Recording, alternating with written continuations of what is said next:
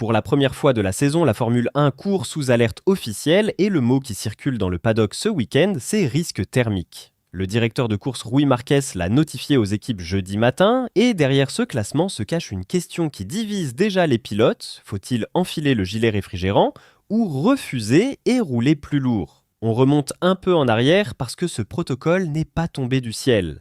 Tout vient du Grand Prix du Qatar 2023, une course devenue tristement célèbre pour les bonnes raisons d'agir. Dans des cockpits transformés en fournaises, plusieurs pilotes ont craqué physiquement. Esteban Ocon a vomi dans son casque en plein effort et Logan Sargeant a dû abandonner parce que son corps ne suivait plus les conditions de l'habitacle. Depuis, la fédération a mis en place une procédure claire. Dès qu'un indice de chaleur de 31 degrés ou plus est prévu pour une course, on bascule en alerte. Et cette semaine, avec une Europe en pleine canicule, c'est exactement ce qui se passe au Red Bull Ring, de l'air autour du milieu des 30 degrés et une piste qui pourrait dépasser les 50 degrés en surface.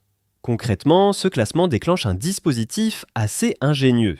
Chaque voiture doit embarquer le matériel d'un système de refroidissement, une pompe, un circuit, un réservoir thermique et un gilet ignifugé parcouru de petits tubes.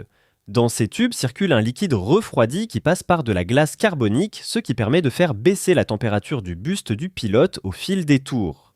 L'idée, c'est de retarder le moment où la chaleur dégrade la concentration et les réflexes, parce qu'un pilote qui cuit, c'est un pilote qui se trompe. Si cette analyse vous intéresse, prenez 2 secondes pour mettre un like et vous abonner à Pitoile Média, ça aide énormément la chaîne et ça me permet de continuer à décortiquer ces sujets pour vous. Maintenant, voilà où ça devient politique.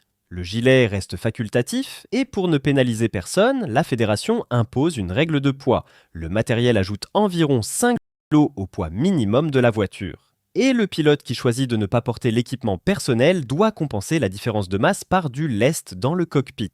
En clair, vous ne pouvez pas refuser le gilet juste pour rouler plus léger et gagner du temps autour. L'avantage de poids est neutralisé d'office. Et c'est précisément là que Max Verstappen se distingue. Le quadruple champion refuse de porter le gilet, mais attention, pas par mépris de la sécurité. Son problème, c'est le confort et l'ajustement, ces tubes à plaquer sur le corps, sous les ceintures, dans un cockpit déjà étriqué, ça le gêne et il veut que ça reste un choix personnel. Du côté opposé, George Russell, lui, défend depuis longtemps ce genre de dispositif. Il a déjà comparé certaines courses très chaudes et très humides à un sauna où l'habitacle approche les 60 degrés. Deux philosophies qui s'affrontent et la fédération, elle, est coincée.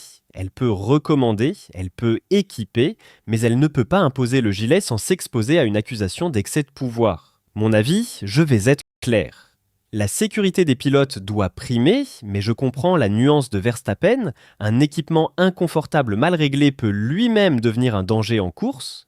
Le vrai problème n'est pas le refus d'un pilote, c'est que la fédération propose un outil de protection qu'elle n'arrive pas à rendre vraiment confortable pour tout le monde. Tant que le gilet gênera autant qu'il rafraîchit, certains diront non, et on ne pourra pas leur en vouloir. Reste à voir ce que ça donnera dimanche entre un Russell rafraîchi et un Verstappen qui encaisse la chaleur à l'ancienne.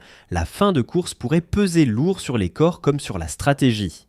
Et pour vous, un gilet de refroidissement devrait-il être obligatoire pour tous ou la liberté du pilote doit-elle passer avant ?